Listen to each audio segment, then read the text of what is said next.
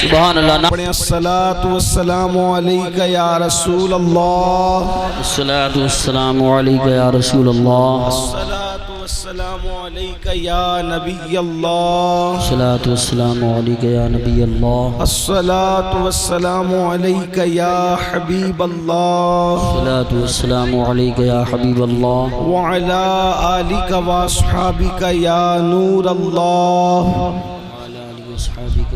صلی اللہ تعالی علیہ وسلم. صلی اللہ تعالی علیہ وسلم. سرتاب قدم ہے تنے سلطان زمن پھول، لب پھول دہن پھول زکن پھول بدن پھول. واللہ جو مل جائے میرے گل کا پسینہ، مانگے نہ کبھی عطر نہ پھر چاہے دلہن پھول. دندان و لب و زلف و رخ شاہ کے فدائی، ہے در عدن لال یمن مشک ختن پھول. دل اپنا بھی شیدائی ہے اس ناخن پاکا، دل اپنا بھی شیدائی ہے اس ناخن پاکا.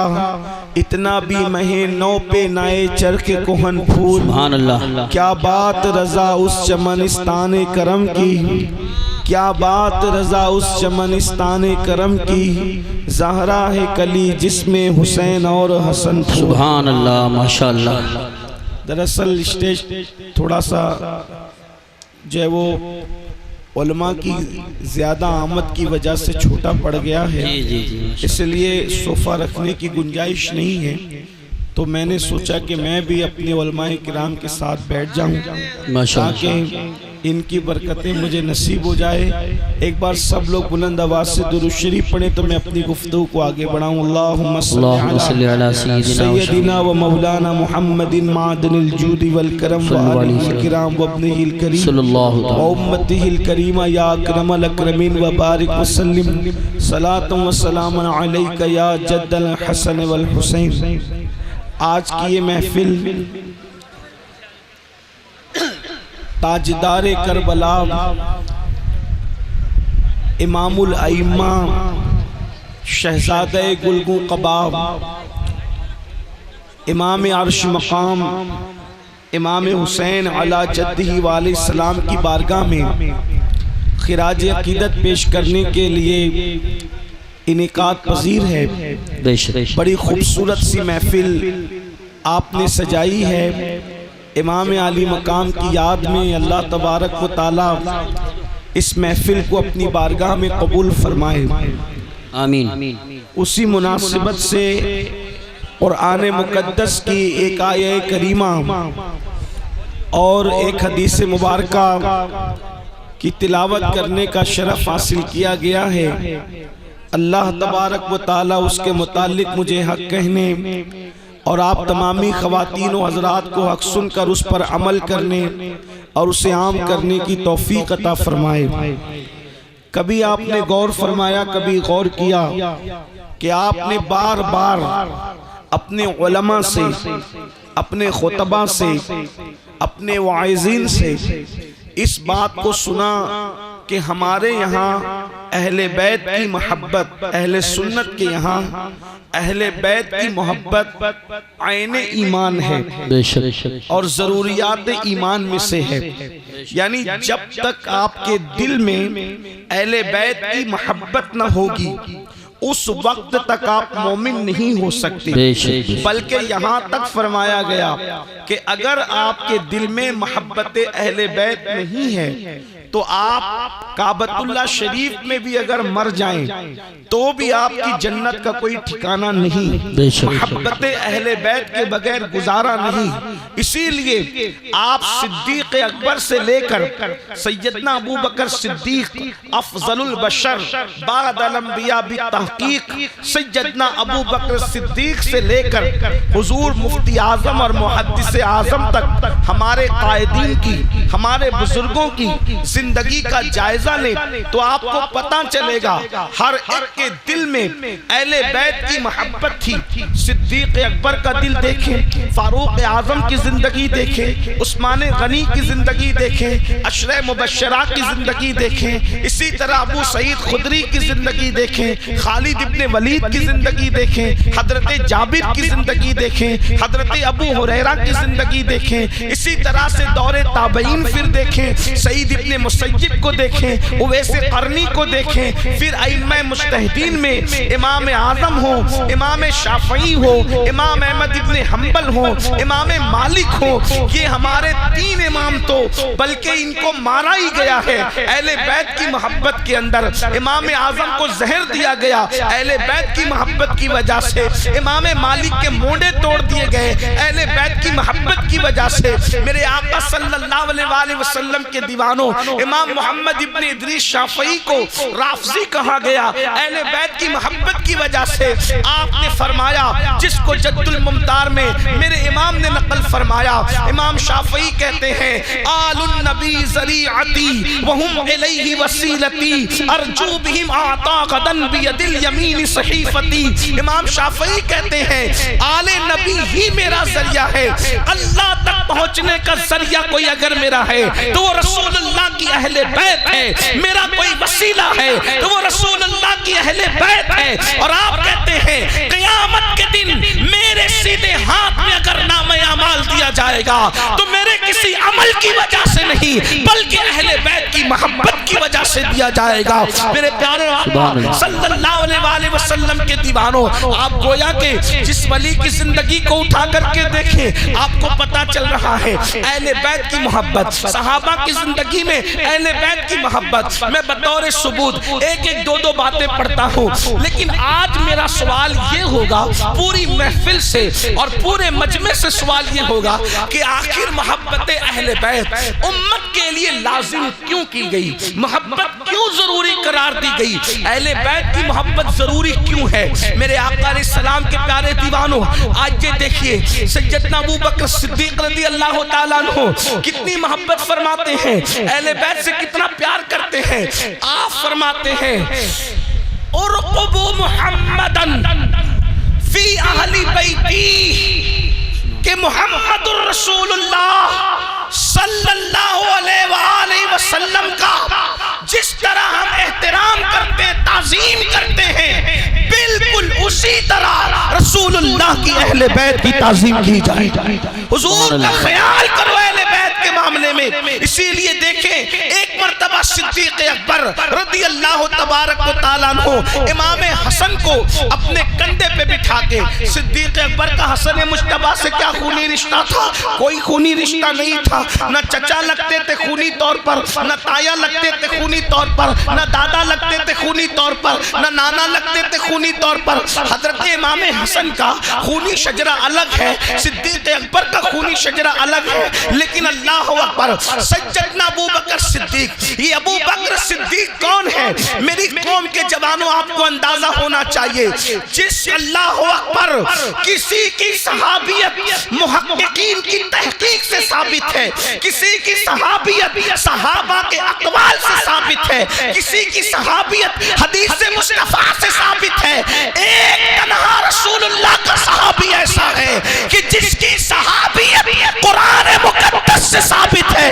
قرآن نے جس کو صحابی کہا ہے وہ سیدنا ابو بکر صدیق کی۔ سبحان اللہ، بہوا نعرہ تکبیر، نعرہ رسالت، نعرہ حیدری، نعرہ غوثیت، مسلک اعلیٰ حضرت حضرت علامہ سید امین القادری صاحب قبلہ، علماء اہل سنت، سرزمین ڈڈیا شریف۔ صدیق اکبر جن کو رسول اللہ نے اپنی ظاہری حیات میں اپنے مصلح پر کھڑا کیا، وہ امام حسن کو اپنے کندھے پہ لے کر مدینہ منورہ کی گلیوں میں گھومتے ہیں، اپنے کندھوں پہ بٹھا کے۔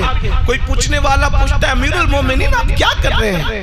تو صدیق اکبر فرماتے ہیں میں کیا کر رہا ہوں، میں تو اپنے نبی کی سنت پر عمل کر رہا ہوں، کیونکہ میں نے رسول اللہ کو ایسے کرتے دیکھا اسی لیے میں بھی ایسے کر رہا ہوں۔ یہ صدیق اکبر کا انداز۔ اس کے بعد سیدنا فاروق اعظم کو دیکھیں، امیر المومنین غیظ المنافقین، امام المجاہدین سیدنا عمر ابن خطاب رضی اللہ تبارک و تعالی عنہ، امام حسین اور امام حسن کی چھوٹی بہن سیدہ ام کلثوم کے ساتھ آپ نکاح کا پیغام بھیجتے ہیں اور فرماتے ہیں کہ ان کے ساتھ نکاح کرنا ہے، چھوٹی عمر کی وجہ سے عذر کیا جاتا ہے۔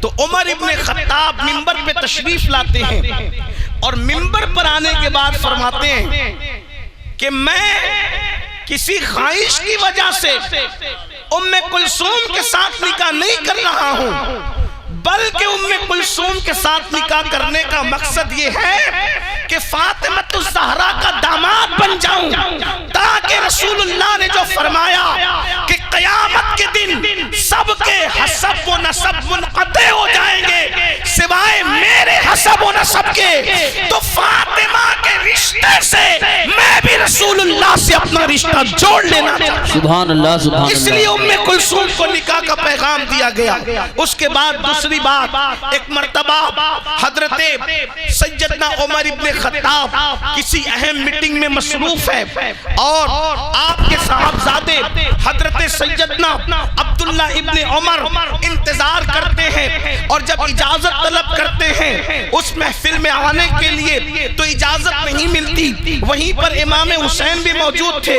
امام حسین نے سوچا کہ میں جس سے ملاقات کے لیے جا رہا ہوں مجھ سے بہت زیادہ عزیز، مجھ سے بہت زیادہ محبوب، تو باپ کو اولاد ہی ہوتی ہے، جب بیٹے کو اجازت نہ ہوئی، جب بیٹے کو اجازت نہ ہوئی محفل میں آنے کی تو مجھے کیسے اجازت ہو سکتی ہے۔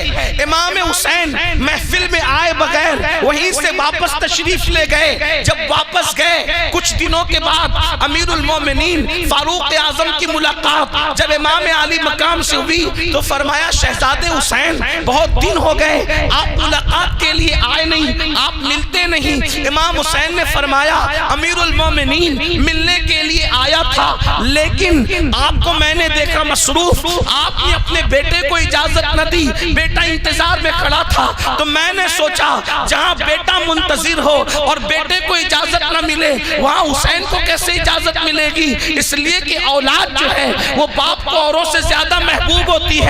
تو فاروق اعظم رضی اللہ تعالیٰ عنہ نے فرمایا حسین وہ عبداللہ اور ہے اور تم اور ہو، تم ابن رسول ہو، اور تم یہ سوچتے ہو کہ عبداللہ کو اجازت نہ ملی تو آپ کو کیسے اجازت مل سکتی ہے۔ آپ نے اپنا امامہ شریف اتار کر کے اپنے بال پکڑ کر کے فرمایا واللہ ہمارے سروں میں جو بال ہے یعنی جو عزتیں ملی ہے وہ بھی تم اہل بیت کے صدقے میں۔ سبحان اللہ۔ نعرہ تکبیر، نعرہ رسالت، نعرہ غوثیت، مسلک اعلی حضرت علماء اہل سنت حضرت علامہ سید امین القادری صاحب قبلہ سرزمین ڈڈیا شریف۔ سبحان اللہ سبحان اللہ۔ حالانکہ صحابہ کرام میں صدیق اکبر کے بعد سب سے بلند مرتبہ فاروق اعظم کا ہے۔ اسی طرح آپ نے سنا ہوگا حضرت سیدنا ابو ہریرہ رضی اللہ تعالیٰ عنہ کی بات کہ حضرت ابو ہریرہ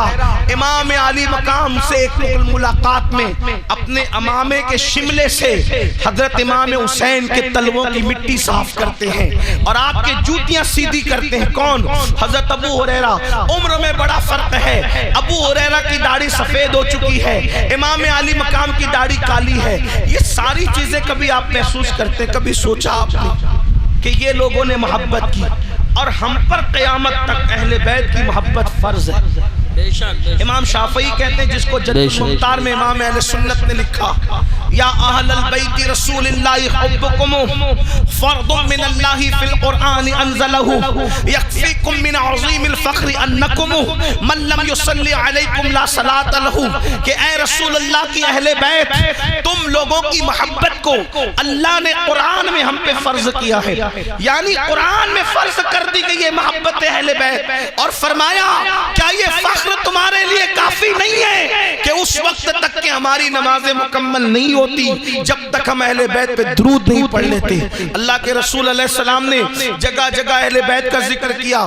خطبہ حجۃ الوداع میں فرمایا کہ میں تمہارے درمیان دو بھاری چیزیں چھوڑ کے جا رہا ہوں, ایک قرآن ہے اور دوسری میری اہل بیت ہے. فرمایا جب تک دونوں کو پکڑے رہو گے کبھی گمراہ نہیں ہوں گے. میرے آقا علیہ السلام کے پیارے دیوانوں, اے میری قوم کے جوانوں, کیا اللہ کے رسول علیہ السلام اپنی اولاد کی محبت کی وجہ سے ہم پہ یہ فرض کر کے گئے, اپنی اولاد کی محبت کی وجہ سے ہم پہ لازم کر کے گئے؟ اگر آپ باریک بینی کے ساتھ دیکھیں گے تو اب اصل جو گفتگو آپ کو سمجھنے کی کوشش کرنا ہوگا.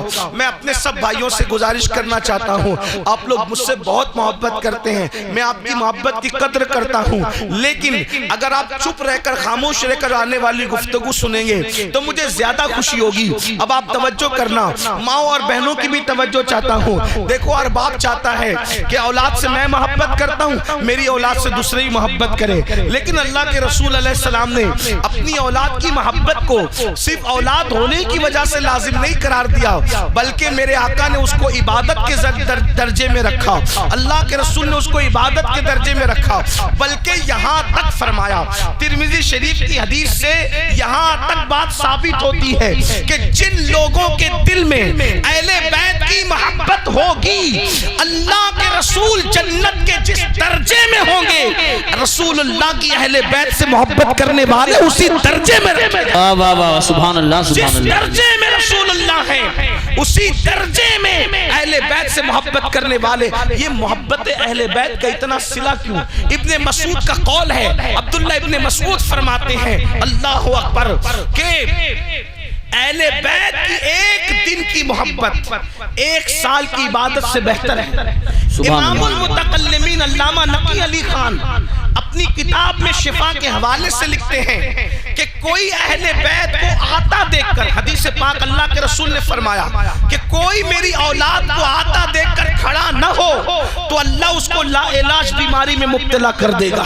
یعنی اہل بیت کے معاملے میں اس قدر تاکید ہے, وہ آئے تو کھڑے ہو جاؤ, اگر نہیں کھڑے ہوئے تو تم لا علاج بیماری میں مبتلا ہو جاؤ گے. قاضی شہاب الدین دولت آبادی جو مخدوم اشرف جہانگیر سمنانی کے خلیفہ اور شاگرد ہے, وہ حدیث پاک اپنی کتاب تفسیر میں لکھتے ہیں کہ تمہارے درمیان کوئی بھی آئے, تمہاری مرضی کھڑے رہو یا بیٹھے رہو, لیکن جب رسول اللہ کی اولاد آیا کرے تو تم اٹھ کر کے کھڑے ہو جایا کرو, کیونکہ اللہ کے رسول نے فرمایا ان کو پیچھے کر کے تم آگے نہ جانا, ان کو پیچھے کر کے تم آگے نہ جانا. جو میری اولاد کو, میری اہل بیت کو پیچھے کر کے آگے جائے گا, قیامت کے دن جب وہ آئے گا تو اس کی پیشانی پہ لکھا ہوگا یہ اللہ کی رحمت سے محروم کر دیا گیا ہے, اور اس کا چہرہ سیاہ کر دیا جائے گا. ہر جگہ پہ اہل بیت, اہل بیت, اہل بیت, اہل بیت. آپ سے پوچھنا چاہتا ہوں, حتیٰ کہ جب آیت درود نازل ہوئی, ان اللہ و ملائکتہ یصلون علی النبی یا ایھا الذین آمنوا صلوا علیہ وسلموا تسلیما, اللہم صلی علی سیدنا محمد وعلی آل سیدنا محمد. جب یہ آیت درود نازل ہوئی تو صحابہ کرام نے کہا یا رسول اللہ ہم درود کیسے پڑھے؟ تو میرے آقا نے فرمایا مجھ پر مجرد درود نہ پڑھا کرو, مجھ پر اکیلا درود نہ پڑھا کرو. کافر یا رسول اللہ کیسے پڑھے؟ تو سرکار فرماتے ہیں یہ نہ کہو اللہم صلی علی محمد, یہ نہ کہو, بلکہ یوں کہو اللہم صلی علی محمد وعلی آل محمد. یعنی جب مجھ پہ درود پڑھنا تو اکیلے مت پڑھنا, صرف مجھ پہ مت پڑھنا, بلکہ میری آل بیت کے ساتھ ملا کے مجھ پہ درود پڑھنا, میری آل کے ساتھ مجھ پہ درود پڑھنا. اللہ اکبر. آپ اٹھا کر کے دیکھیں اہل بیت, اہل بیت, اہل بیت, حتیٰ کہ یہ آیتیں نازل ہوئی